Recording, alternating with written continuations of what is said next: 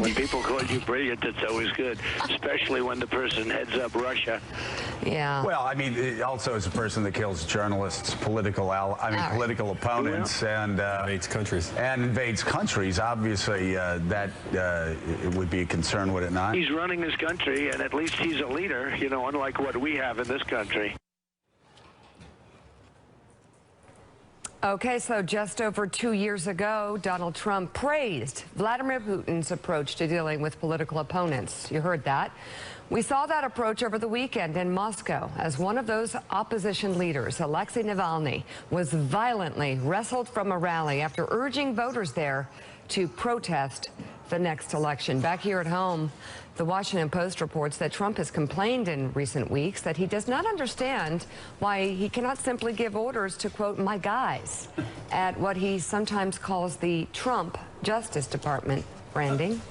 And now, as the special counsel closes in, we've got two reports this morning about Paul Manafort and Donald Trump and shady deals, foreign money, and stories of scandal and corruption. Good morning, everyone. It's Monday, January 29th. Welcome to Morning Joe.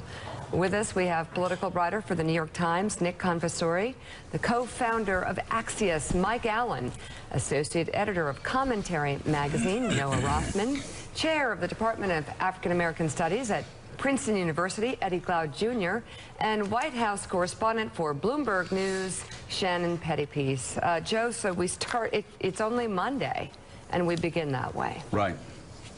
Well, yeah, and of course, you didn't show the rest of the tape where we kept explaining to Donald Trump that Putin assassinated political opponents and assassinated journalists. Just didn't seem to care. It didn't matter how far we pushed him, and that was revealing. That was in December of 2015. I remember, I think it was somebody over at the National Review said that may have been the most telling interview of the entire 2016 campaign. And I think they were right. Yeah. It was, because it suggested there was something untoward in that relationship with Putin.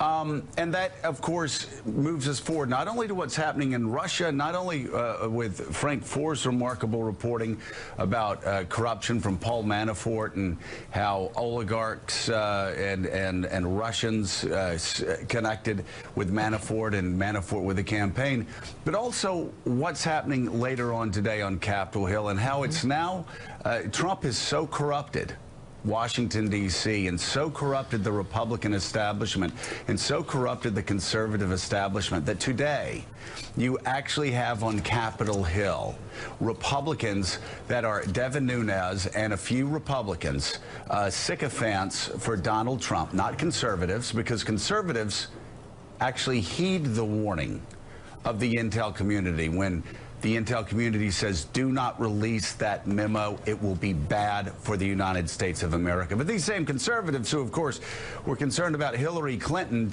and her server, now suddenly are openly ignoring the advice of the intel community and ignoring the advice of Donald Trump's own Justice Department not to release a memo that is twisted with words and facts wrenched from their proper context, to try to now, we learn, undercut Republican Rod Rosenstein. Of course, we've had evidence of these conspiracy theories hatched in these troubled Trump supporters' minds, saying that lifetime Republican Comey